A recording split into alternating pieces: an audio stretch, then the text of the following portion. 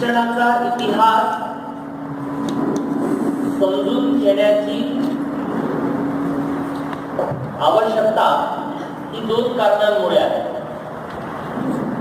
एक कारण सरळ आहे, जे आपण फुले आंबेडकर वादातून शिकतो की आपल्याला आपला जर समकाळ समजून घ्यायचा असेल, आपल्या आसपासचा जो समाज आहे, आजचा समाज, समकालीन समाज, म्हणजे असं म्हणूया 2019चा समाज, हा जर समजून घ्यायचा असेल तर आपल्याला इतिहासाकडे जावं लागतं.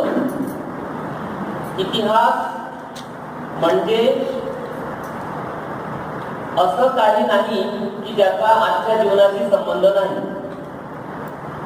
आपण जर ज्योतिराव फुले आणि डॉक्टर बाबासाहेब आंबेडकर यांनी लिहिलेल्या ग्रंथांकडे एक नजर जरी टाकली तरी आपल्या सहजच लक्षात येतं की या दोघांचीही एकूण जी हयात गेली, जी कारकीर्द गेली, त्यातील निम्मा काळ हा जवळपास भारताच्या इतिहासाचा आकलन करून घेण्यामध्ये गेलेला आहे.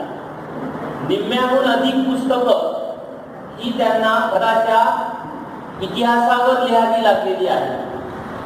मी ज्योतिरावांच्या पुस्तकांकडे लक्ष द्या, गुलामगिरी आहे, सार्वजनिक सत्यधर्म आहे, शिवाजी महाराजांवरचा पोवाडा आहे, इतर अनेक अखंड आहेत, ब्राह्मणांचं तसब नावाचं छोटेखानी पुस्तक आहे. बाबासाहेब आंबेडकरांच्या पुस्तकांकडे लक्ष द्या, शीर्षकांकडे लक्ष द्या, तर शूद्रमूळचे पूर्ण होते पासून ते शेवटी प्रकाशित झालेलं द बुद्ध अँड हिज धम्म आणि अनेक जे अप्रकाशित अर्धवट सोडून दिलेले पुस्तकं देखील इतिहासाच्या संबंधी होते. त्यांचं एक पुस्तक जे दुर्लक्षित आहे पण आपण सर्वांनी पाहिलं पाहिजे, अर्धवट आहे पण प्रकाशित आहे, हे त्यांनी अर्धवट लिहिण्याच्या प्रयत्नामध्ये त्यांना सोडून द्यावा लागला प्रकल्प. तो क्रांती आणि प्रतिक्रांती आहे.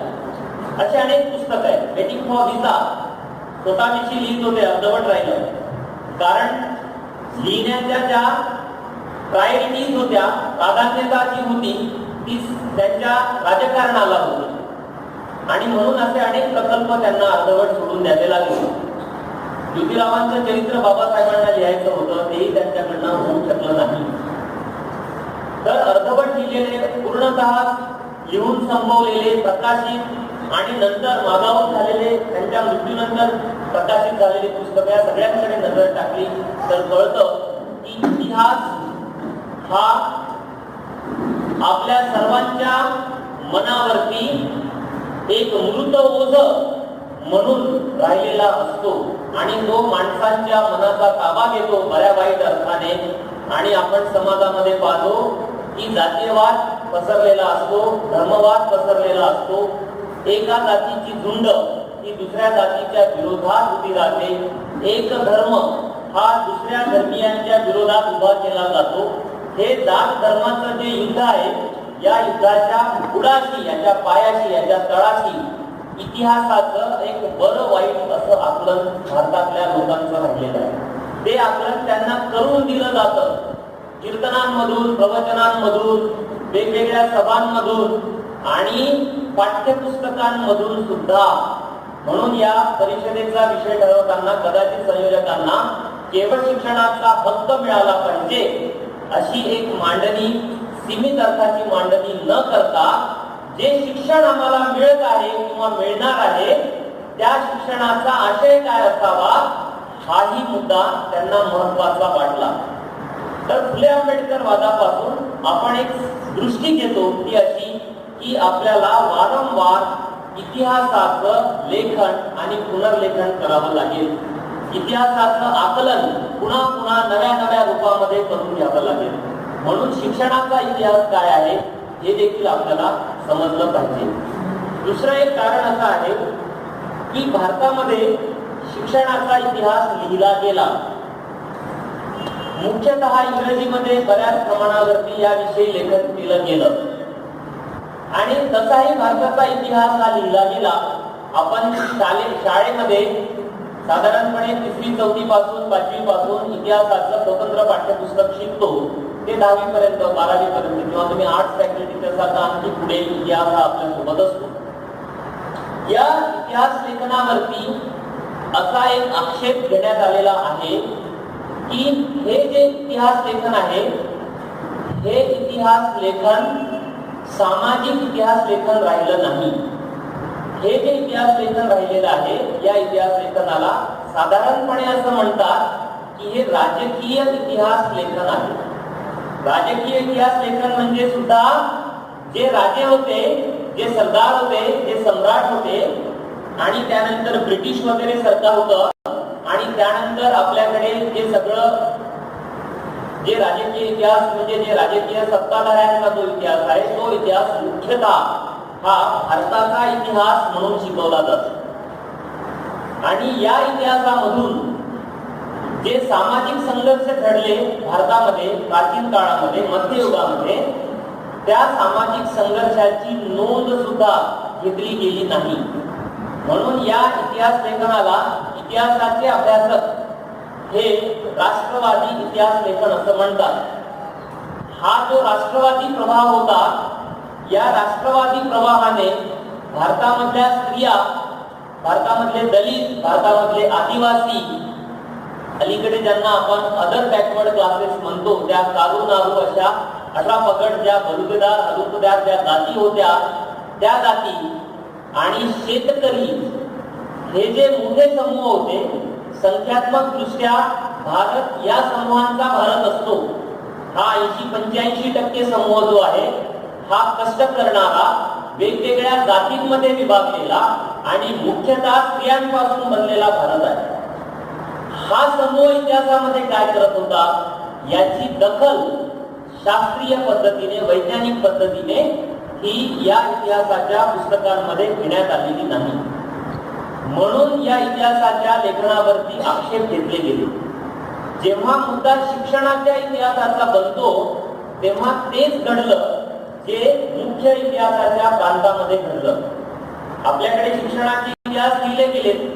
तुम्ही जर B.Ed, B.Ed, M.Ed हे जे कोर्सेस चालतात गडचिरोलीमध्ये सुद्धा असे महाविद्यालय असतील त्या विद्यार्थ्यांसाठी शिक्षणाच्या इतिहासाची काही पुस्तकं लिहिली जातात. या पुस्तकांकडे जर नजर तुम्ही जर फिरवली पुस्तकांवरून त्याच्या प्रकरणांवरून तर लक्षात येईल की ह्या इतिहासाच्या पुस्तकां शिक्षणाच्या इतिहासाच्या पुस्तकांमध्ये अशा प्रकारची मांडणी ही केली जात नाही. मुख्यतः प्राचीन आणि मध्ययुगीन काळामध्ये कोणत्या प्रकारचं शिक्षण व्यवस्था भारतामध्ये होती याची मांडणी या पुस्तकांमध्ये केली जात नाही. आणि भारताच्या इतिहासामध्ये शिक्षणाच्या क्षेत्रामध्ये काय घडलं याची वास्तववादी अशा प्रकारची आकलन नसलेले विद्यार्थी हे शिक्षक बनतात. किती बनतात? लाखोंच्या संख्येने बनतात. पहिली पासून किंवा पूर्व प्राथमिक पासून ते PhD पर्यंतचे जे हे शिक्षक वर्ग जो आमचा आहे या शिक्षक वर्गाला भारताच्या शिक्षणाचा सामाजिक इतिहास काय आहे याचं आकलन नसतं. आणि मग असा हा जो वर्ग आहे हा वर्ग हा परभृत असा वर्ग बनतो. तो वास्तवापासून खूप लांब गेलेला वर्ग बनतो. इतिहासाविषयी अशा अनेक शिक्षकांच्या धारणा ज्या असतात त्या धारणा ह्या रोमॅन्टिक धारणा असतात. त्यांना असं वाटत असतं की इतिहासामध्ये लढाया झाल्या, संघर्ष झाले, पण ते केवळ सत्तेसाठी झाले, गादीसाठी झाले, राज्यासाठी झाले. किल्ले आणि ज्या शाळा होत्या त्यांच्यासाठी केवळ संघर्ष झाले असं या बहुतेक शिक्षकांना वाटत असतं. म्हणून अशा परिषदांमध्ये हा विषय घ्यावा लागतो की भारताच्या शिक्षणाचा इतिहास काय असू शकतो. ज्या अनेकांनी भारताच्या शिक्षणाचा इतिहास लिहिला त्या बहुतेक सर्व शिक्षणाचा इतिहास लिहिणाऱ्या प्राध्यापक आणि लेखकांना एक पुस्तक एक मॉडेल म्हणून राहिलं. हे पुस्तक 2 लेखकांनी लिहिलेलं होतं. त्यातले एक लेखक हे भारतामधले खूप मोठे शिक्षण तज्ञ होते. त्यांचं नाव युनेस्कोने जे जगभरातल्या शिक्षण तज्ञांवरती जो ग्रंथ संपादित केला त्यामध्ये भारतातले 2 शिक्षण तज्ञांचा उल्लेख केला गेला. एक होते महात्मा गांधी आणि दुसरे होते जे.पी. नाईक. तर हे पुस्तक जे.पी. नाईकांनी लिहिलं. त्यांच्यासोबत नुरुल्ला नावाचे त्यांचे सहलेखक होते. हे पुस्तक मॅकमिलन या प्रकाशकाने प्रसिद्ध केलं 50हून जास्त वर्षांपूर्वी आणि त्याच्या सर्वात जास्त आवृत्त्या इंग्रजीमध्ये प्रकाशित करण्यात आल्या. हे पुस्तक वाचून बऱ्याच नंतरच्या काळामध्ये शिक्षणाच्या अभ्यासकांनी भारताच्या शिक्षणाचा इतिहास लिहिला. या पुस्तकामध्ये सुरुवातीपासून शेवटपर्यंत जात हा उल्लेख नाही. शिक्षणाच्या इतिहासाकडे पाहणारे हे मोठे अभ्यासक आहेत ज्यांना भारतामधल्या जाती व्यवस्थेचं वास्तव हे दिसलं नाही. कुठे कुठे शेड्यूल कास्ट शब्द येतो, कुठे कुठे 1-2 ठिकाणी दलित असा शब्द येतो, पण केवळ दलितांविषयी 1-2 विधान करणे आणि संविधानाने शेड्यूल कास्ट आणि शेड्यूल ट्राईब्स वगैरे ह्या अशा घटकांसाठी काय प्रकारच्या तरतुदी करून दिल्या हे लिहिणे म्हणजे भारतामधल्या शिक्षणाचा सामाजिक इतिहास होत नाही. तुम्ही इतिहासाच्या लेखनाचा एक आवाका आणून पाहता आहात, अशा प्रकारचा एक वेध घेऊन पाहता आहात, तसा एक दावा करू पाहता आहात, पण भारतामधल्या वर्णजाती व्यवस्थेची नीटपणे नोंद घेतल्याशिवाय, त्याचं आकलन करून घेतल्याशिवाय आपण शिक्षणाचा इतिहास लिहू शकत नाही, तो इतिहास समजून घेऊ शकत नाही. म्हणून माझ्या व्याख्यानाचा मुख्य विषय असा असेल की भारतामध्ये जी काही शिक्षण व्यवस्था इतिहासामध्ये होती ती शिक्षण व्यवस्था ही वर्ण जाती आणि पितृसत्तेच्या संदर्भामध्ये आपण कशी समजून घ्यायला पाहिजे. जे.पी. नाईक आणि नुरुल्ला यांनी ती संधी दवडल्यामुळे पुढचे जे इतिहासकार होते शिक्षणाचे त्यांना अर्थातच अशा प्रकारचं लेखन करता आलं नाही. म्हणून हा जो मुद्दा आहे हा मुद्दा एकूणच चर्चेमधून बाद असा झालेला मुद्दा आहे. जे.पी. नाईकांनंतर असे अनेक इतिहासकार होते ज्यांनी शिक्षणाचा इतिहास लिहिण्याचा प्रयत्न केला. त्यामध्ये एक सगळ्यात मोठा प्रयत्न जो आहे तो राधा कुमुद मुखर्जी नावाचे इतिहासकार. त्यांचं जे पुस्तक आहे भारताच्या इतिहासा शिक्षणाच्या इतिहासावरचं ते आपल्या घरामध्ये जी डिक्शनरी असते त्या डिक्शनरीच्या आकारमानाचं तेवढं मोठं पुस्तक आहे.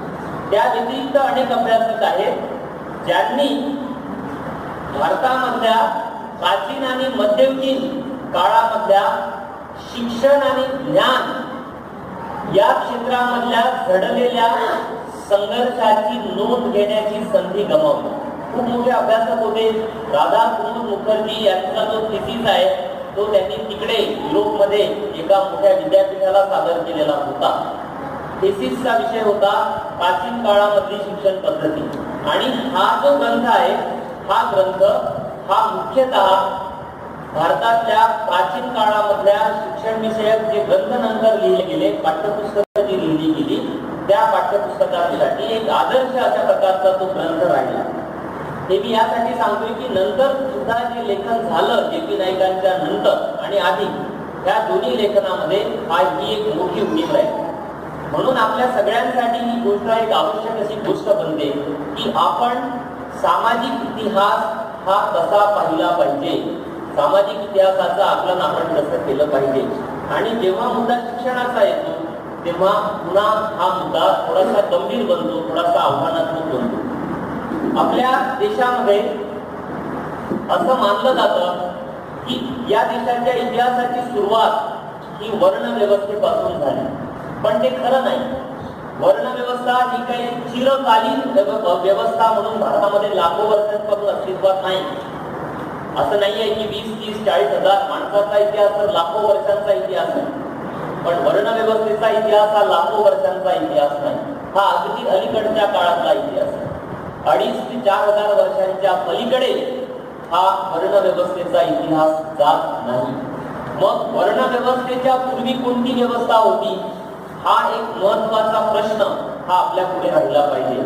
कारण आपल्याला आपली आदर्श ही कधी कधी इतिहासाच्या खूप आधी जाऊन शोधावी लागतात. डॉक्टर के. रॉबर्ट नावाच्या एक अमेरिकन एक अभ्यासक महाराष्ट्रामध्ये राहतात, सांगली जिल्ह्यामध्ये राहतात. त्यांनी त्यांच्या या आता त्यांचं बरंच वय झालेलं आहे, पण त्यांच्या शेवटच्या काळामध्ये त्यांनी एक पुस्तक लिहिलं. त्या पुस्तकाचं नाव आहे सीकिंग बेगमपुरा. आणि या पुस्तकामध्ये त्यांनी अनेक संतांनी आणि अनेक समाज सुधारकांनी त्यांच्या पातळीवरती एका आदर्श अशा समाजाचं चित्रण मनामध्ये कसं केलं, समाजापुढे कसं मांडलं. कारण काहीतरी तुमच्या पुढे आदर्श असल्याशिवाय एक प्रकारचं विशिष्ट अशा प्रकारचं मॉडेल, एक युटोपिया ज्याला म्हणतात, की एक आदर्श अशी समाजस्थिती असल्याशिवाय तुम्ही प्रस्थापित समाजाला पर्यायाचा विचार करू शकत नाही. आता हा जो पर्यायी समाज जो आहे, जो विषमतेपासून मुक्त असेल, जो शोषणापासून मुक्त असेल, तो केवळ असा हवेमध्ये कपोलकल्पित अशा पद्धतीने आपल्याला मांडता येणार नाही. तर प्राचीन काळामध्ये किंवा प्राचीन काळाच्याही आधीच्या काळामध्ये नक्कीच असा समाज असणार आहे की ज्या समाजामध्ये शोषण नव्हतं, ज्या समाजामध्ये भेदभाव नव्हते, ज्या समाजामध्ये कुठल्याही प्रकारची विषमता नव्हती. आणि म्हणून हे सगळे लोक तशा प्रकारचा शोध घेतात. बाबासाहेब दुधाकडे का निघून गेले? ते दुधाशिवाय जगाचा भवितव्याचा विचार करू शकले नाही. याचंही कारण यामध्ये होतं की इतिहासामध्ये संघर्ष झालेले आहेत, इतिहासामध्ये झगडे झालेले आहेत आणि हे झगडे समतेसाठी होते, हे झगडे शोषणमुक्तीसाठी होते. संपूर्ण भारताचा इतिहास किंवा आशिया खंडाचा इतिहास किंवा संपूर्ण जगाचा इतिहास, किमान 2-2,5-3,000 वर्षांचा इतिहास हा अशा संघर्षांनी युक्त असा इतिहास आहे. हे आपल्याला सांगितलं जात नाही. आपल्याला सांगितलं जाते की या हा राजा त्या राजाच्या विरोधात लढला, अशा प्रकारचे सम्राट उदयाला आले आणि ते दुसऱ्या सम्राटांच्या विरोधात लढले, या देशाने या देशावरती आक्रमण केलं, या समूहाने या समूहावरती आक्रमण केलं. अशाच प्रकारचा इतिहास आपल्यापुढे मांडला जातो. पण विशिष्ट अशा समाजामध्ये आंतरिक पातळीवरती संघर्ष सुरू असतात. हे संघर्ष संस्कृतीच्या पातळीवरती सुरू असतात, हे संघर्ष भाषेच्या पातळीवर सुरू असतात, हे साहित्याच्या पातळीवरती सुरू असतात. हे आपण पुढे आणले पाहिजे, याकडे नीट बारकाईने लक्ष दिलं पाहिजे. म्हणून गे नॉर्वेट यांनी ते पुस्तक लिहिलं आणि अनेकांच्या लेखनामध्ये अशा प्रकारचा आदर्श समाज कसा होता हे मांडलं. मी तुम्हाला एक उदाहरण म्हणून सांगेल की 2 अभ्यासक होत्या हैदराबादमध्ये, सुसी थारू आणि के ललिता असं त्यांचं नाव. त्यांनी असा शोध घेण्याचा प्रयत्न केला की स्त्रिया इतिहासामध्ये कधीपासून लिहित होत्या. तर ढोबळमानाने आपण असं म्हणू की स्त्रियांना लिहिण्याची परवानगी नव्हती, शिकण्याची परवानगी नव्हती आणि असं गृहीत धरू की मग स्त्रिया या लिहित नव्हत्या. असं जर आपण गृहीत धरलं तर मग आपल्याला स्त्रियांच्या लेखनाचा इतिहास हा 19व्या शतकापासून शोधावा लागतो. पहिली कादंबरीकार ह्या आहेत, पहिल्या कवी ह्या आहेत, पहिलं वैचारिक लेखन ह्या आहेत, पहिल्या संपादक ह्या आहेत, अशा प्रकारची सुरुवात करावी लागेल. या के ललिता आणि सुधी थारू यांना असं आढळलं की इसवी सनाच्या पूर्वीच्या काळापासून स्त्रिया या साहित्याची रचना करीत आलेल्या आहेत. शिक्षणाचा साहित्याशी संबंध असतोच असं नाही. तुम्हाला असे अनेक लेखक कवी दिसतील की ज्यांचं शिक्षण झालेलं नव्हतं, औपचारिक शिक्षण झालेलं नव्हतं. बहिणाबाई चौधरी हे त्या संदर्भातलं अलीकडचं उदाहरण. आणि मग त्यांनी इसवी सनाच्या पूर्वीच्या काळापासून त्यांनी स्त्रियांचं साहित्य संकलित केलं आणि ऑक्सफोर्ड युनिव्हर्सिटी प्रेसने 2 व्हॉल्यूम्स 2 खंडांमध्ये ते पुस्तक प्रकाशित केलं. त्याचं शीर्षक आहे विमेन रायटिंग इन इंडिया, भारतातील स्त्रियांचं लेखन. आणि मग ह्या लेखनाचा जर आपण आढावा घेतला, नीटपणे स्त्रिया काय लिहित होत्या याची जर आपण चाचपणी केली तर आपल्या लक्षात येतं की या सगळ्या लिखाणामध्ये विशिष्ट अशा प्रकारच्या दुःखाविषयीची जाणीव आहे, शोषणाविषयीची जाणीव आहे. ज्या प्रकारचा दुजाभाव स्त्रियांना मिळत होता शतकानुशतके, त्याच्याविषयीची वर्णन आहे, त्याच्याविषयीचा प्रतिरोध आहे, त्याच्याविषयीची चीड या लेखनामध्ये आहे. म्हणून असं नाहीये की केवळ राजे लढत होते, केवळ सरदार लढत होते, केवळ देश हे अशा प्रकारचे युद्ध करत होते. इतिहासाच्या काळामध्ये स्त्रिया या साहित्याची रचना करत होत्या.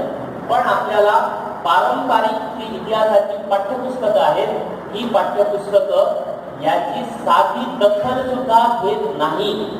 याची जाणीव करून देणं तर लांब विद्यार्थ्यांना आपण का नाही सांगत, लहान मुलांना आणि लहान मुलींना, की स्त्रियांच्या कोणत्या प्रकारचं साहित्य इतिहास काळापासून निर्माण झालेलं आहे ते आपण सांगत नाही. याचं कारण असं आहे की पाठ्यपुस्तक निर्माण करणारे जे लोक आहेत, ज्या संस्था आहेत, त्या संस्थांना आधुनिक शिक्षणाच्या माध्यमातून विशिष्ट अशा प्रकारचं राजकारण करायचं. म्हणून हा जो इतिहास आहे, हा इतिहास हा सांगितला जात नाही. इतिहासामध्ये आपण जर मागे वळून पाहिलं तर आपल्याला असं दिसतं की वर्ण समाज येण्यापूर्वी भारतामध्ये विशिष्ट अशा प्रकारचा स्त्री सत्ताक समाज अस्तित्वात. हा असा समाज होता ज्या समाजामध्ये स्त्रिया आणि पुरुष यांच्यामध्ये विषमता नव्हती. खासगी मालमत्तेचा उदय झालेला नव्हता. पुरुषांवरती स्त्रियांचं वर्चस्व प्रस्थापित झालं अशाही प्रकारचा हा समाज नव्हता. पण स्त्रियांनी विशेषतः शेतीचा शोध लावल्यामुळे स्त्रियांच्या ठाई विशेष अशा प्रकारच्या अधिकारांचं केंद्रीकरण झालेलं होतं. अर्थात हे अधिकार पुरुषांच्या ठाई आज ज्या प्रकारच्या अधिकारांचं केंद्रीकरण झालेलं आहे, त्या प्रकारच्या अधिकारांचं केंद्रीकरण हे स्त्रियांच्या हातामध्ये झालेलं नव्हतं. तर तो असा विशिष्ट अशा पद्धतीचा स्त्री सत्ताक समाज होता, ज्या समाजामध्ये विशिष्ट अशा प्रकारचा शिक्षणाचा देखील विचार हा करण्यात आलेला होता. तो आजच्यासारखा विचार नाहीये किंवा प्राचीन आणि मध्ययुगासारखा तो विचार नाहीये. तर या काळामध्ये स्त्रिया त्या विशिष्ट अशा प्रकारची महत्वाची भूमिका अदा करत असल्यामुळे त्या समाजाला जो हळूहळू शेतीकडे जात होता, शेती पण सामुदायिक स्तराची होती, पण स्त्रियांचं शेतीमधलं स्थान हे महत्वाचं होतं. म्हणून त्या काळामध्ये ज्या प्रकारची शेती रचना आकाराला येत होती त्याला धरून नवीन ज्ञान स्त्रिया निर्माण करीत होत्या. म्हणून आज ज्याला भूमिती असं म्हणतात, आपण शाळेमध्ये भूमिती शिकतो, या भूमितीचं मूळ हे शेतीमध्ये आहे. जेव्हा स्त्रियांनी शेतीचा शोध लावला, ते शेतीचं मापन करायला लागल्या, शेती विषयीचं ज्ञान विकसित करायला लागल्या आणि शेतीच्या संदर्भामधला जो सगळा व्यवहार असतो. आता या काही म्हणाल्या की मी शेतकरी आहे, मी शेती करते, त्यांना ते सगळं माहिती आहे. जे शेती करतात त्यांना माहिती आहे की शेत मोजावं लागतं, त्याच्यामधल्या धान्याचा हिशेब ठेवावा लागतो, किती कुठे पेरावं लागेल, त्याच्या नीट अशा आखणी करावी लागते. तर ह्याच्यामध्ये भूमिती दडलेली होती. म्हणून प्राथमिक स्तरावरचं भूमितीचं जे ज्ञान आहे, ते ज्ञान हे स्त्रियांनी विकसित केलेलं ज्ञान आहे.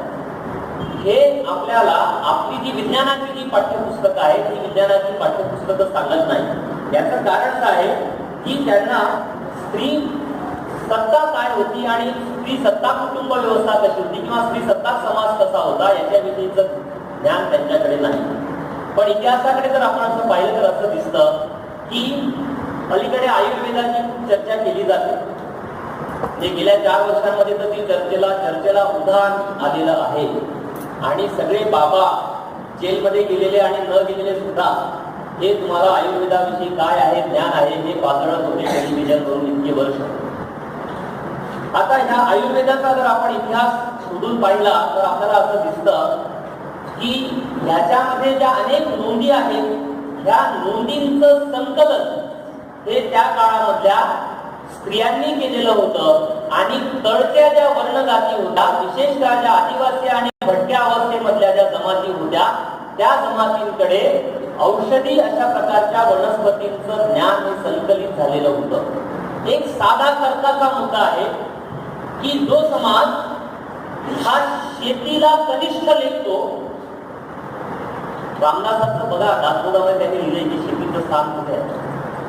जो समाज हा वनस्पतीकडे पाहताना सुद्धा भेदभावाची रचना त्याच्या मनामध्ये असते, जो समाज हा स्वतः मातीला हात लावत नाही, जो शेती करत नाही, जो जंगलांमध्ये जाऊन वनस्पतीला देखील हात लावत नव्हता, त्या समाजाकडे वनस्पतींचं ज्ञान येणार म्हणून वनस्पतींचं ज्ञान कुणाकडे होतं याविषयीचा जर आपण भारताच्या संदर्भामध्ये जर विचार केला तर असं दिसतं की आयुर्वेदामध्ये जे अनेक उल्लेख आहेत ती सगळी माहिती ही मुख्यतः ही स्त्रियांकडून आलेली माहिती होती. अलीकडच्या काळामध्ये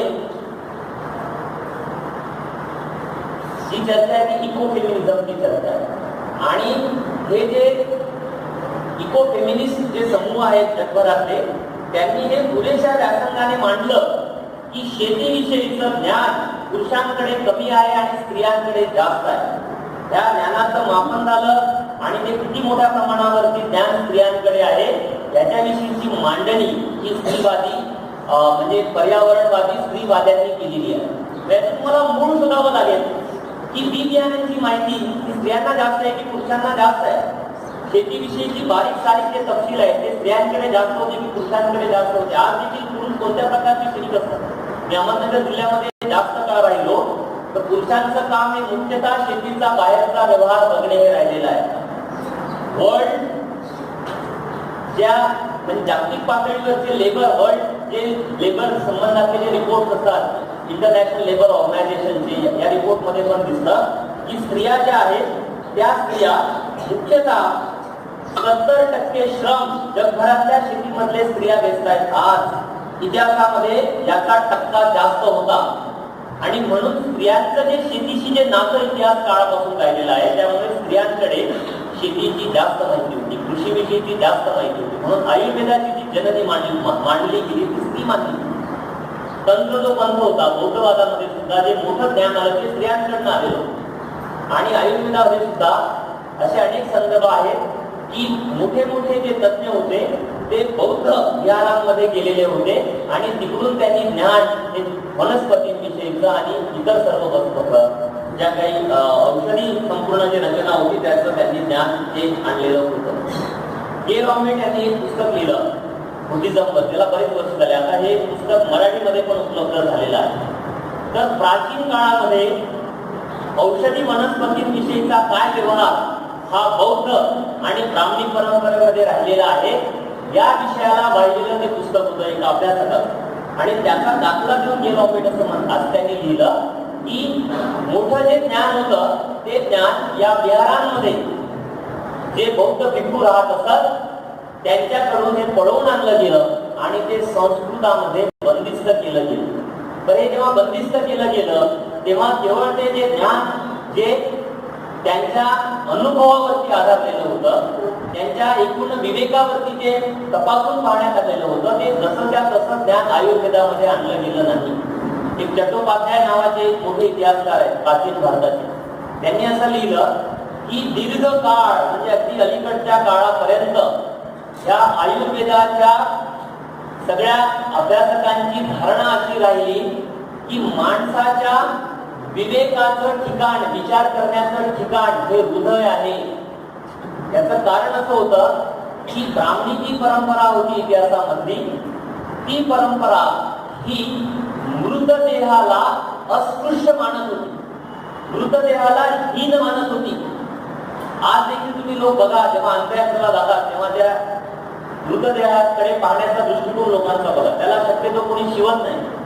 घरी गेल्यानंतर लोक आंघोळ करतात कारण अंत्यविधीला जाऊन आलो म्हणजे काहीतरी अशुभ काम करून आलो अशा प्रकारची धारणा हे लोक बाळगतात. याचं कारण काय आहे? याचं कारण हे ब्राह्मणी विचार प्रणालीमध्ये आहे, ज्यांनी असं मानलं की ब्रह्म सत्य आहे आणि जग जे आहे ते मिथ्या आहे.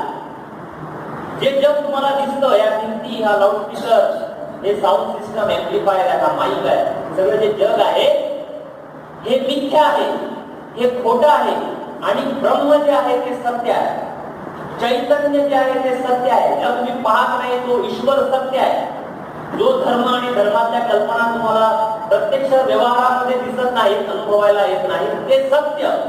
आणि तुमच्या जीवनामध्ये जे भौतिक ज्याला तुम्ही स्पर्श करू शकता, ज्याचं तुम्ही ज्ञान घेऊ शकता, ज्याला तुम्ही ऐकू शकता, ते जग मात्र मिथ्या, अशा प्रकारची धारणा. म्हणून मानवी शरीराकडे पाहण्याचा दृष्टिकोन काय आहे? तर हे शरीर म्हणजे पापाचं एक ठिकाण आहे, आधार आहे, अशा प्रकारची धारणा आहे. म्हणून शरीर चिकित्सा केली नाही. सगळं लक्ष जे वळवलं ते चैतन्याकडे वळवलं, ते मनाकडे वळवलं. ते चुकीच्या अर्थाने ते म्हणाले की मनाचं स्थान हे मेंदू नाही, हृदय. आणि ह्या आयुर्वेदाने शल्य चिकित्सा केली नाही. कारण ज्या शरीरामध्ये आत्मा नाही ते शरीर हे एक प्रकारचं अस्पृश्य शरीर बनतं, अपवित्र शरीर बनतं आणि या शरीराला स्पर्श करणे हे मग आपलं काम बनत नाही. मृतदेह, प्राण्यांचे मृतदेह सुद्धा अस्पृश्य समजले गेले. मग ते अस्पृश्यांनी ओळख द्यायची. प्रेमचंदांनी त्याच्यावरती कथा लिहिली, त्याच्यावरती एक शॉर्ट फिल्म बनवलेली आहे. ते आपले राय नावाचे जे मोठे सत्यजित राय म्हणून जे फिल्म मेकर होते, त्यांनी त्याच्यावरती एक शॉर्ट फिल्म बनवलेली. तुम्ही शॉर्ट फिल्म जरूर बघा.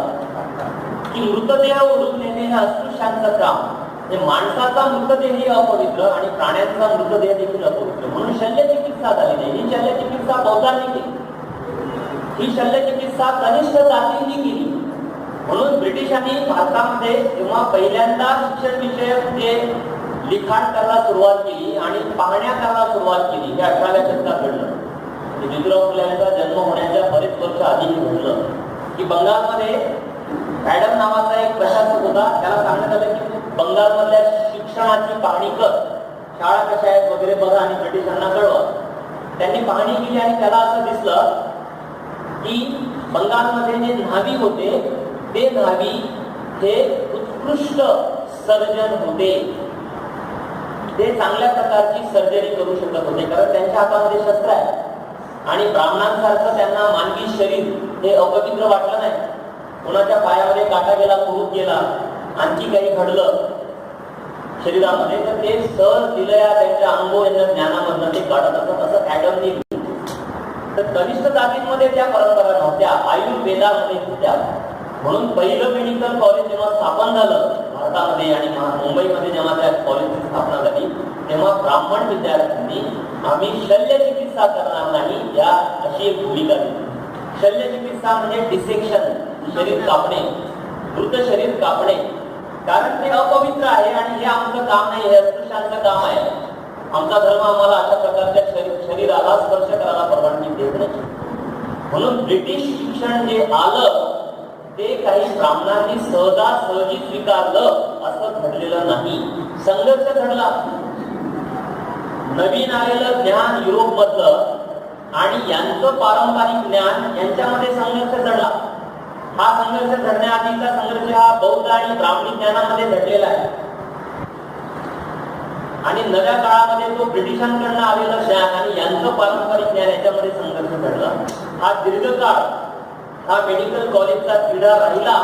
आणि मेडिकल कॉलेजचे जे विद्यार्थी आहेत, मुंबईच्या ग्रँड मेडिकल कॉलेजचे विद्यार्थी, काही स्थापन झाल्यानंतर बरेच वर्ष, या विद्यार्थ्यांमध्ये ब्राह्मण विद्यार्थ्यांची संख्या ही इतर जे काही जाती आणि वर्गाचे विद्यार्थी, विशेषतः पर्शियन विद्यार्थी, हे पारशी विद्यार्थी होते, फारशी आपण त्याला म्हणतो, हे जे पारशी विद्यार्थी होते, या पारशी विद्यार्थ्यांचं प्रमाण हे ब्राह्मण विद्यार्थ्यांच्या प्रमाणापेक्षा जास्त. इकडे जे संस्कृत पाठशाळा आणि इतर जे कॉलेज होते पुण्यातले, याच्यामध्ये ब्राह्मणांचं प्रमाण जास्त होतं. पण एल्फिन्स्टन आणि इतर जे मेडिकल कॉलेज स्थापन झालेलं होतं त्याच्यामध्ये या विद्यार्थ्यांचं प्रमाण कमी होतं. हा मुद्दा आपण यासाठी लक्षात घेतला पाहिजे की मेडिकल कॉलेज आणि इंजिनिअरिंग कॉलेज याच्यामधल्या आरक्षणाचा जेव्हा चर्चा सुरू होते, तेव्हा हे लोक असं गृहीत धरतात की यांच्याकडे खूप मोठं ज्ञान होतं, आयुर्वेदामध्ये अशा प्रकारचं ज्ञान होतं. आणि आता मात्र हे जे काही दलित, आदिवासी, ओबीसी हे मेडिकल कॉलेजेसमध्ये प्रवेश घेत आहेत, याच्यामुळे गुणवत्ता ढासळलेली आहे. हे जे गृहीतक आहे, हे या गृहीतकाने बहुतेक बऱ्याच मोठ्या अशा वर्गाच्या मनाचा ठाव घेतलेला आहे. तर आपले पण काही लोक असू शकतात, त्यांना असं वाटतं की असं घडल्यामुळे गुणवत्ता कमी झालेली असणार आहे. तर हा मुद्दा आपण इतिहासामध्ये जाऊन तो नीट सोडवला पाहिजे. वैद्यकीय ज्ञान या वर्गाकडे जे होतं ते निखालस खोट्या प्रकारचं ज्ञान होतं. ते खोट्या गृहीतकांवरती आधारलेलं होतं. तुम्हाला जर मानवी मनाचा जर लोकेटच ते करता येत नाही, शरीरामध्ये विचार कुठे होतो हे जर लोकेट करता आलं नाही, तर तुम्ही माणसाच्या शरीराविषयी काय सांगणार? आणि जेव्हा ब्रिटिश सांगत होते तेव्हा यांनी विरोध केलेला आहे. तेव्हा आपलेच पूर्वज असतील 19व्या शतकामध्ये, काही परधर्मीय लोक असतील, काही पर्शियन पारशी समाजाचे काही लोक असतील, ज्यांनी आग्रह धरला असेल की डिसेक्शन करा. आणि आज मोठ्या प्रमाणावरती भारतामध्ये सर्जरी केली जाते, मेडिकल कॉलेजेसमध्ये सर्जरी शिकवली जाते. गडचिरोली शहरामध्ये अनेक प्रकारचे ऑपरेशन होत असतील. पण याच्या मुळाशी जो झगडा झाला, त्या झगड्यामध्ये भारतातले हे जे परंपरावादी जे होते त्या परंपरावाद्यांनी विरोध केलेला होता. हे उदाहरण उदाहरणासाठी आपण घेत आहोत, एक क्षेत्र म्हणून घेत आहोत की वैद्यकीय क्षेत्रामध्ये भारतामध्ये खूप मोठा असा झगडा हा झालेला आहे. असा झगडा हा भाषेच्या क्षेत्रामध्ये भारतामध्ये झालेला. आता भाषा आणि शिक्षण याचा जवळचा संबंध आहे. आपण शिक्षण घेतो म्हणजे कुठल्या तरी भाषेच्या माध्यमातून घेतो. आपण शाळेमध्ये जातो, पाठ्यपुस्तक असतात की कुठल्या तरी भाषेमध्ये लिहिलेली असतात. म्हणून भाषेचा काय संबंध आहे, तर भाषेचा संबंध आज शिक्षणाशी आहे असं आपण म्हणतो. पण प्राचीन काळामध्ये भाषेचा संबंध हा ज्ञानाशी होता. कोणत्या प्रकारचं ज्ञान हे ज्ञान म्हणून मान्यता पावलं पाहिजे याच्यावरती पण एक चर्चा भारतामध्ये झालेली आहे. ब्राह्मणी जी परंपरा होती, वैदिक जी परंपरा होती, त्या परंपरेने वेद आणि त्याच्याविषयीचं जे ज्ञान आहे त्याला ज्ञान म्हणून मान्यता दिलेली होती. म्हणून जी गुरुकुलं असतात त्या गुरुकुलांमध्ये वेदांचं अध्ययन केलं जात होतं, वेदांचं पठण केलं जात होतं. पठणाची परंपरा म्हणजे पाठ करायचं, हे पठणाची परंपरा भारतामध्ये खूप जुनी आहे. ती किती जुनी आहे? ती तितकीच जुनी आहे जेवढी वर्णव्यवस्था जुनी आहे. जर वर्णव्यवस्था समजा 2500 वर्ष जुनी असेल, 3000 वर्ष जुनी असेल, तर तेवढी ही पठणाची परंपरा जुनी आणि तिचा आपल्या मनावरती आजही मोठा प्रभाव आहे.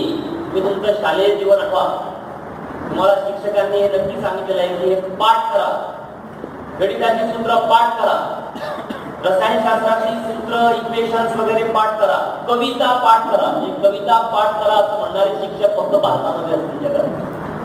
मला नाही वाटत तिकडे असे शिक्षक असतील जे मुलांना कविता पाठ करायला लावतात. कविता ही पाठ करण्याची गोष्ट नाहीये. मी साहित्याचा प्राध्यापक आहे, त्या नात्याने मी बोलू शकतो. कविता ही पाठ करण्याची गोष्ट नाही, कवितेचं आकलन करून घ्यायची गोष्ट. आणि वर्गामध्ये 40 विद्यार्थी असतील तर 40 वेगवेगळी आकलन कवितेची शक्य आहे. आपले शिक्षक काय म्हणतात, हे मी लिहून दिलेलं आहे की माझे गाईड मधलं आहे, तेच उत्तर लिहि. मी थोडं जरी वेगळं उत्तर दिलं तर तुम्हाला ते उत्तर हे कमी मार्क्स त्याला मिळणार आहे अशी बात म्हणतात. या 2019 मध्ये आपल्या सर्व शिक्षण प्रणालीवरती पाठांतराचा मोठा प्रभाव आहे. एका अभ्यासकाने IIT, सगळ्या मध्यमवर्गीयांना वाटतं आपली मुलं IIT मध्ये गेली पाहिजे, त्या IIT विषयी मी बोलतो. त्यांच्या असं लक्षात आलंय की IIT मधनं चांगले वैज्ञानिक का निर्माण होत नाही. आपल्या देशातल्या सर्वोत्कृष्ट संस्था IITच आहे. जगातल्या सर्वोत्कृष्ट संस्थांमध्ये IITचा उल्लेख होतो. खूप उशीर आहे, 250-300च्या पुढे त्यांचा पहिला क्रमांक. भारतातली जी द बेस्ट आहे ती जगामध्ये मग खूप उशिरा तिचा क्रमांक येतो.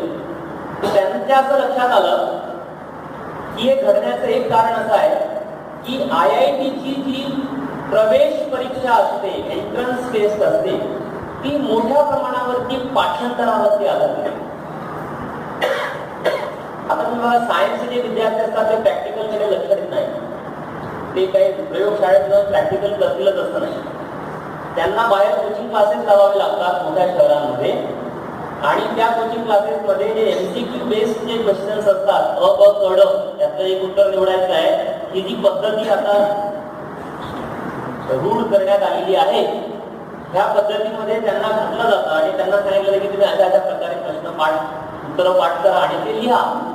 ज्याची स्मरणशक्ती चांगली, जे विद्यार्थी हे यांत्रिकपणे पाठ करू शकतात, ते विद्यार्थी हे IIT वगैरेच्या परीक्षा सहजपणे पास करू शकतात. आता बहुजन जाती जमाती ज्या आहेत, त्या बहुजन जाती जमातींमध्ये असं यांत्रिकपणे पाठ करण्याची पद्धतच नाही. ती त्यांच्याकडे आहे. ब्राह्मणांकडे ती पद्धत आहे.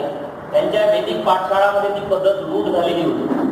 त्यांची जी आडनावं आहेत, चतुर्वेदी, त्रिवेदी, द्विवेदी, ही त्यातच आलेली आहे की कोणाकडे किती वेद पाठ करण्याची परंपरा त्या कुटुंबांमध्ये होती. पठण हा मुख्य अध्ययनाची पद्धती होती प्राचीन काळामध्ये, मध्ययुगामध्ये सुद्धा. एका पिढीकडून दुसऱ्या पिढीकडे ज्ञान तोंडी द्यायचं आहे, मौखिक पद्धतीने ते ट्रान्समिट करायचं आहे, म्हणजे ते संक्रमित करायचं आहे. मला माझ्याकडे ज्ञान आहे, ते ज्ञान हे मी दुसऱ्याला देताना मौखिक पद्धतीने द्यायचं आहे, लिखित पद्धतीने नाही. आता लिखित आणि मौखिक यातला हे आपल्याला कळायला पाहिजे. हा भेद यासाठी महत्वाचा आहे की बऱ्याच वेळा आपल्याला हे सांगण्यात येतं की भारतामध्ये जे प्राचीन काळामध्ये मध्ययुगामध्ये वगैरे भरपूर अशा प्रकारच्या भाषा होत्या, ज्ञानेश्वरांनी हे केलं, यांनी ते केलं, त्यांनी हे केलं, असं भरपूर काही सांगितलं जातं. पण भाषेच्या क्षेत्रामधला संघर्ष पण आपल्याला समजून घेतला पाहिजे इतिहासामध्ये, की वैदिक ही परंपरा जी आहे ती लिखित परंपरा नाहीये. ते लिहिण्याकडे त्यांचा कल नव्हता. सगळा जो कल होता तो हे ज्ञान संस्कृत मध्ये आणणे आणि ते पाठ करणे आणि मग ते दुसऱ्या पिढीकडे हस्तांतरित करणे. पठन यासाठी की लिहायचं नाही, आणि पठन याहीसाठी की त्याच्या उच्चारांमध्ये कोणत्याही प्रकारचा फरक मग होणार नाही. तुम्ही तसं मनात लक्षात ठेवू शकत नाही, अर्थ लक्षात ठेवायचा नाही. मनुस्मृतीने सांगितलं पठण केलेलं जे एखादी ऋचा असेल आणि तिचा अर्थ जो आहे याच्यामध्ये जर द्वैत निर्माण झालं की पाठ केलेली ऋचा तिचा अर्थ जो काही सांगण्यात आलेला आहे शास्त्राने तो आणि तुम्हाला वाटत असलेला दुसरा अर्थ यातनं जर एक निवडायचं असेल तर तुम्ही शास्त्राने दिलेला जो अर्थ आहे तो पठण परंपरेमध्ये तुमच्या ऋचा पाठ करताना अर्थ पण तुम्हाला सांगण्यात येतो, तो तुम्ही लक्षात घ्या आणि तुम्हाला जो वाटतो विवेकाच्या आधारे तो अर्थ तुम्ही लक्षात घेण्याची आवश्यकता नाही. आता यामुळे असं घडलं की ब्राह्मणी परंपरा जी होती ती संकुचित होत गेली. भाषेचाही संकोच झाला, एवढा संकोच झाला की संस्कृत विषयी एवढं सगळं सारं बोललं जातं, ती भाषा या ब्राह्मणवादामुळे नष्ट झाली, ज्ञान भाषा म्हणून नष्ट झाली. आज संस्कृत माध्यमाची शाळा गडचिरोलीमध्ये खुली करा, कुणीही त्याच्यामध्ये प्रवेश घेणार नाही, कारण ती आजची ज्ञानाची भाषा नाही. ती नष्ट कशी झाली हा प्रश्न आपण त्यांना विचारला पाहिजे ज्यांनी ही भाषा बंदिस्त केली. पाणिनीला काम देण्यात आलेलं होतं की तू या भाषेचं व्याकरण रच. कारण जेव्हा हे पाठांतर होत होतं वेदांचं तेव्हा शब्दांचे उच्चार बदलत असत. आपण समजा 10 लोक आहोत, 10 लोक एक वाक्य एकाच पद्धतीने बोलत नाही, शब्द बदलतात, वाक्य बदलतो, उच्चार बदलतात, त्याचा पॅटर्न बदलतो बोलण्याचा. हे घडू नये हे ब्राह्मणी शिक्षण व्यवस्थेमध्ये सगळ्यात महत्व दिलेलं होतं ते युनिफॉर्मिटी. सगळे एका सुरात एका तालात सैनिकासारखं सगळं त्याचं रचना असल्या पाहिजे. मग हे बदलू नये यासाठी संस्कृत भाषेचं व्याकरण लिहिण्याचं काम हे पाणिनीला देण्यात आलं. त्याने सांगितलं त्याच्या ग्रंथामध्ये की माझ्या व्याकरणाचं प्रयोजन हे वेदांची शुद्धता राखणे हे राहिलेलं नाही.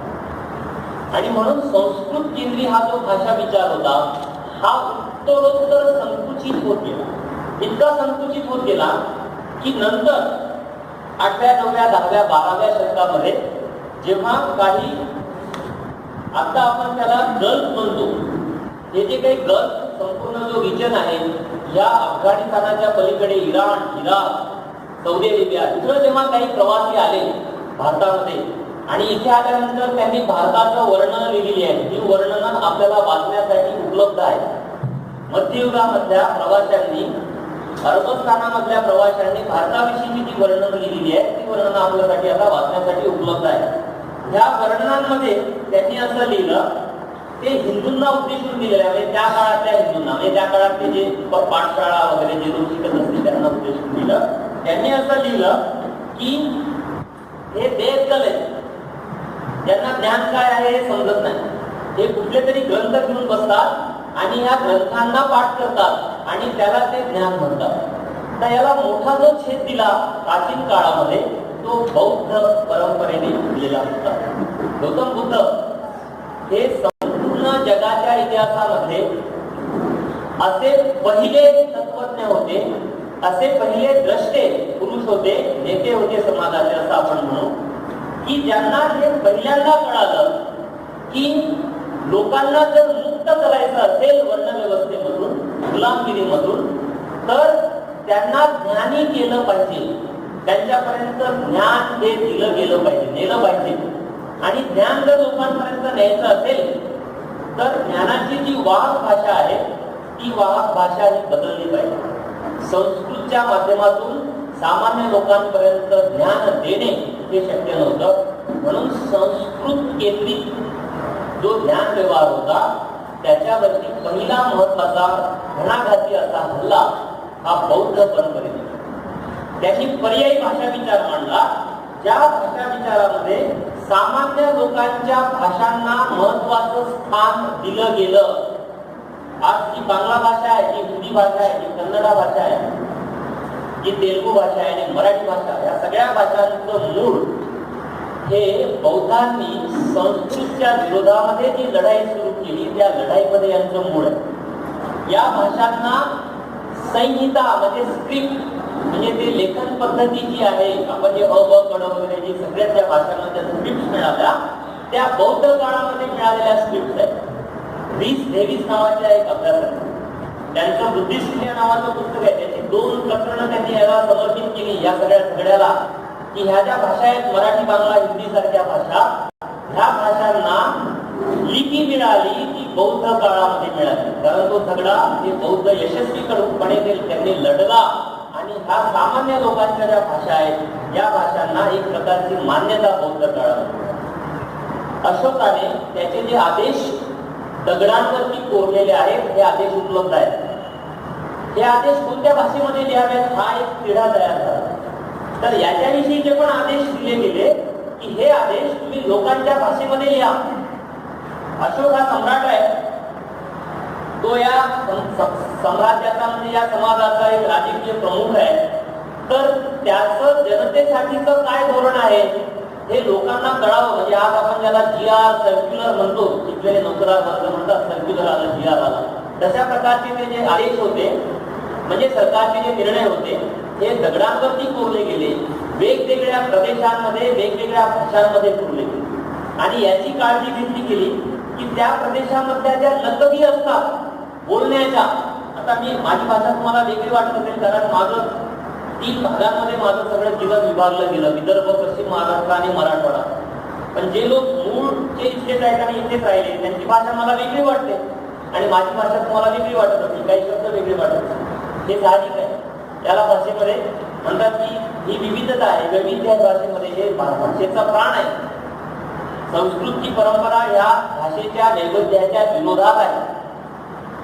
अशोकाने हेही लिहून ठेवलं की हे जे आदेश कोरायचे आहेत दगडांवरती ते स्थानिक लोकांच्या लकबी लक्षात घेऊन कोरा. म्हणजे गडचिरोलीमध्ये जर तुम्हाला अशोकाच्या काळामधला एखादा आदेश जर सापडला दगडावर कोरलेला, तिथे असं लक्षात येईल की या भागामध्ये जी भाषा बोलली जात होती त्या काळामध्ये, जे 2000 वर्षांपूर्वी, 2.5 वर्षांपूर्वी, त्या भाषेमध्ये तो आदेश हा कोरला गेलेला. आता ह्या अशा प्रकारच्या भाषांच्या ज्या लिप्या तयार होत होत्या त्या लिप्यांना राजमान्यता मिळणे ही गोष्ट बौद्ध काळामध्ये घडली, ती ब्राह्मणी काळामध्ये घडली नाही. हे लिप्यांसाठीचा झगडा कसा आहे ह्याच्या इतिहासामध्ये नोंदी सापडतात. असं नाहीये की हे काहीतरी अदानकरी आणि याच्याविषयीचा पुरावा नाही. याच्याविषयीचे पुरावे आहेत, याच्याविषयीचे अभ्यास लोकांनी केलेले आहेत आणि याच्या संदर्भामध्ये ग्रंथलेखन देखील झाले.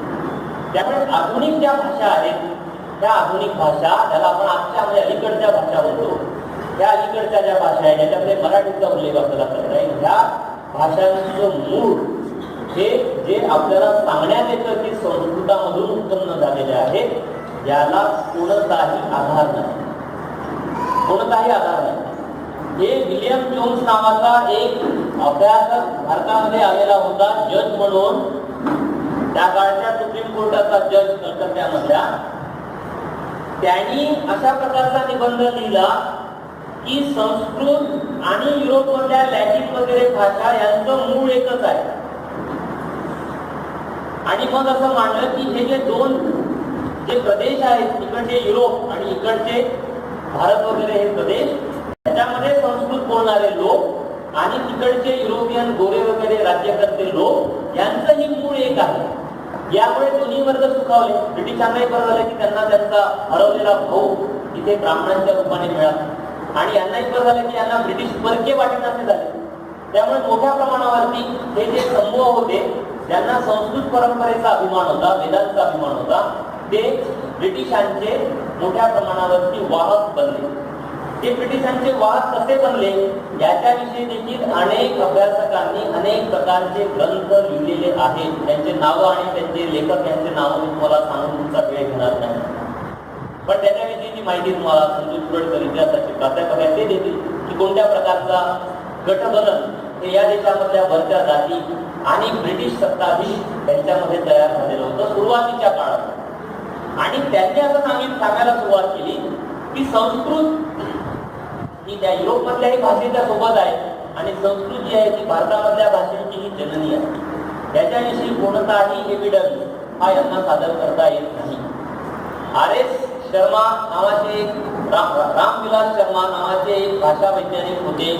त्यांनी खूप अभ्यासांनी शेवटी मांडलं की भारतातल्या ज्या भाषा आहेत त्या भाषा संस्कृतोत्पन्न भाषा नाहीत. ज्या पद्धतीने मनुष्य प्राणी हा आपल्या अपत्याला जन्म देतो त्या पद्धतीने एक भाषा ही दुसऱ्या भाषेला जन्माला घालत नाही. हे निखालस असत्य आहे. तरी देखील शाळा महाविद्यालयांमधून हे आपल्या मनावरती थोपवलं जातं. तुम्ही कुठल्याही मराठीच्या शिक्षकाला प्राध्यापकाला विचारा की मराठी भाषा ही कोणत्या भाषेपासून जन्माला आली, तो चटकन उत्तर देईल की संस्कृत मधून जन्माला आली. तुम्ही पुढचा प्रश्न विचारा की तुझ्याकडे याच्याविषयीचा कोणता पुरावा आहे? MA मराठी झालेला आहे ना, PhD झालेला आहे, त्या पुरावा सांगा, सिद्ध करा. हे सिद्ध करता येईल. हे आहे ब्रह्म सत्यम जगन मिथ्या. जे वास्तव आहे त्या वास्तवाला मिथ्या मानायचं आणि जे मिथक आहे त्या मिथकाला वास्तव म्हणून स्वीकारायचं. या अशा प्रकारचं भ्रामक जे वास्तव आहे, खोटं जे वास्तव, खोटी जी धारणा आहे ती धारणा आपल्या मनाचा वेध घेते, आपल्या मनाचा ठाव घेते. ती धारणा आपल्या जाणीवेची पकड घेते आणि त्या पकडीमध्ये आपलं सगळं ज्ञान व्यवहार, आपलं सगळं चिंतन हे सुरू राहतं आणि आपण आपसूकपणे त्या सगळ्या जाळ्यामध्ये अडकतो. म्हणून आता जे दलित बुद्धिजीवी आहेत ते भारतीय भाषांच्या विषयी त्या धारणा त्यांच्या काय आहेत की ह्या भाषा ह्या ब्राह्मणांच्या भाषा आहेत. तुम्ही बघा त्याच्यावरती डिबेट सुरू आहे. ते असं म्हणतात की इंग्रजी माध्यमातून तुमची मुलं शिकवा, ह्या शाळा बंद करा, मराठीच्या तुमच्या शाळा बंद करा आणि ह्या ज्या भाषा आहेत हे तुमच्या भाषा. आता हा एक उफराटी जाणीव आहे, ही एक उलटी जाणीव आहे. इथे ब्राह्मणवाद काम करतो की जे वास्तव आहे ते वास्तव स्वीकारायचं नाही आणि त्यांनी दिलेले जे सिद्धांत आहेत ह्या भाषा संस्कृतोत्पन्न आहेत हे मानायचं, ह्या भाषा ब्राह्मणांच्या असं मानायचं. तुम्ही संत साहित्यात